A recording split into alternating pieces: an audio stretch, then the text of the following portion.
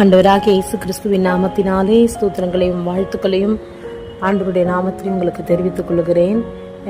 இன்றைக்கு கூட ஆண்டவர் 1 பேதுரு 5ஆம் அதிகாரம் 7வது வசனம், அவர் உங்களை விசாரிக்கிறவரானபடியால் உங்கள் கவலைகளை எல்லாம் அவர் மீது வைத்து விடுங்கள் என்ற வார்த்தையின்படி இன்றைக்கு ஒருவேளை நீங்கள் இந்த நாளிலே கூட கவலைகளோடு, துக்கங்களோடு, பாரங்களோடு, சமாதானம் இல்லாமல் இன்றைக்கு என்ன செய்வது என்று தெரியாதபடிக்கு அநேக குழப்பங்கள், போராட்டங்களோடு ஒருவேளை நீங்கள் இருந்து கொண்டிருக்கலாம்.